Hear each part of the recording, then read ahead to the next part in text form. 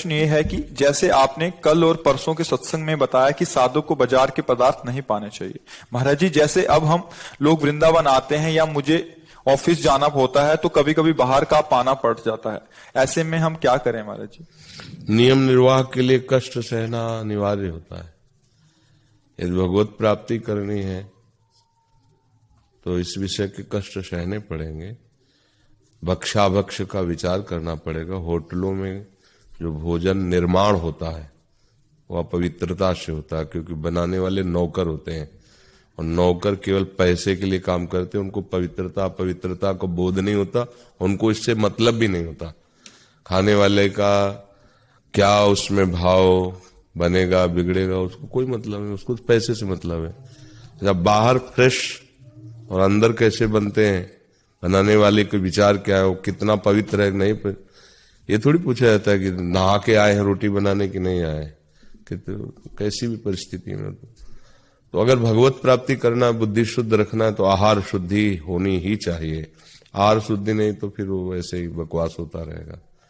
अपने को आहार शुद्धि करनी तो 1 2 दिन 3 दिन के लिए अगर ऐसा है तो हम फल ले लेते हैं या कुछ बना के ऐसा अपने पास रख लेते हैं, ठाकुर जी को भोग लगा के, जैसा भी बने वैसे। परिस्थिति को भागवतिक बनाने के लिए हमें कष्ट सहना ही होता है। हम अपने मन के अनुकूल परिस्थिति के अनुकूल चलते चले जाएंगे तो परमार्थ थोड़ी बनेगा। अब इसके लिए तो आपको देखना पड़ेगा।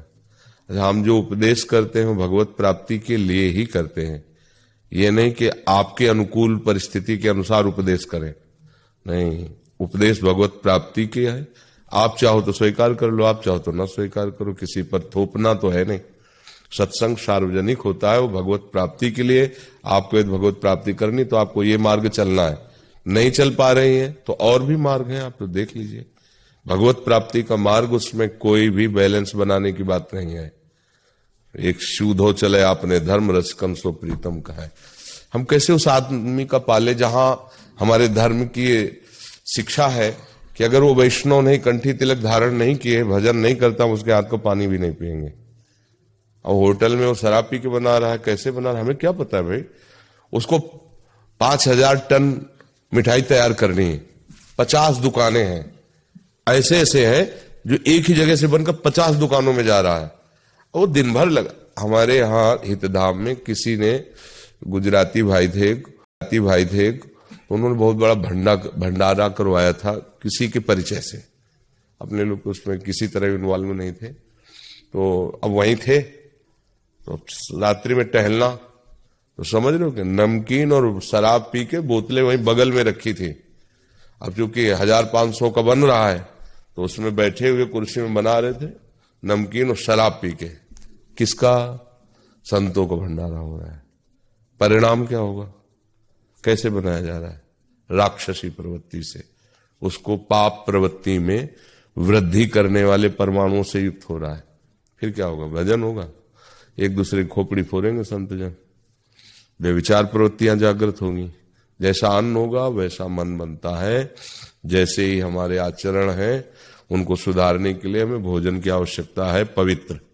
आज भोजन अपवित्र हो गया तो आचरणों को देख लो ना। शास्त्र सम्मत आचरण ही आपको शांति प्रदान कर सकते हैं। शास्त्र विरुद्ध आचरण आपको सुख का भ्रम दे सकते हैं, शांति नहीं, सुख नहीं। देख लेना, परिणाम में देख लेना। तो चलना तो पड़ेगा, मार्ग है, चाहे इधर से चलो चाहे इधर से चलो, अलग अलग मार्ग है। तो अगर भगवत प्राप्ति करनी तो सिर्फ यही मार्ग है। किसी भी मार्ग में जाओ, योग मार्ग में, ज्ञान मार्ग में, भक्ति मार्ग में, कर्म योग मार्ग में, आहार शुद्धि, सत्व शुद्धि। आपका भाव तभी शुद्ध रहेगा जब आहार शुद्ध रहेगा। थोड़ा सा कोई पत्ती, जैसे भांग की पत्ती इतना पाओ, उसका अपना नशा होता है ना। एक अफीम होती है, उसका फूल होता है, अगर उसको 10 आदमियों को पवा दिया जाए तो 10 आदमी मर जाएंगे। दतूर होता है, एक फल होता है, उसके बीज 5-5 पवा लो तो सब मर जाओगे। वो प्रकृति में तो पैदा है, सबका असर है, तो अन्न का भी तो असर है अपना। कैसे अधर्म से कमाया गया, कैसे बनाया गया, बनाने वाले के विचार क्या है, पवाने वाले के विचार क्या है, पाने वाले के विचार, सबका प्रभाव पड़ता है।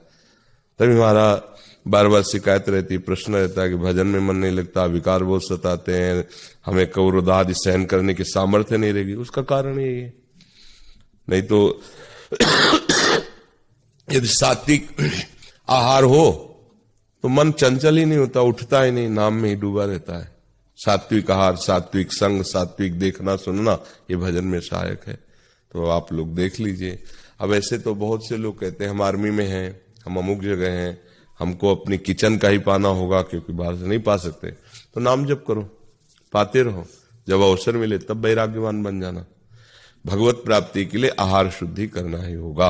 अब हमारा जो भागवतिक विधान है, प्रायः हमारे पास सैकड़ों की मात्रा में नौजवान विरक्त हैं, तो प्रायः विरक्तों को लक्ष्य करके और गृहस्थों के सपोर्ट में ऐसा होता है। तो मुख्य सत्संग का लक्ष्य होता है सीधे भगवत प्राप्ति।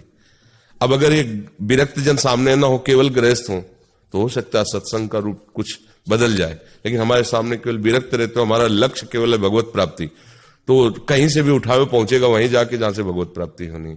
इसलिए सबके लिए शायद सूट ना करे, और उसको तो अमृत जैसा लगेगा जिसको भगवत प्राप्ति करनी है। बकाया तो फिर संसार प्रिय है तो फिर ये कैसे प्रिय लगेगा।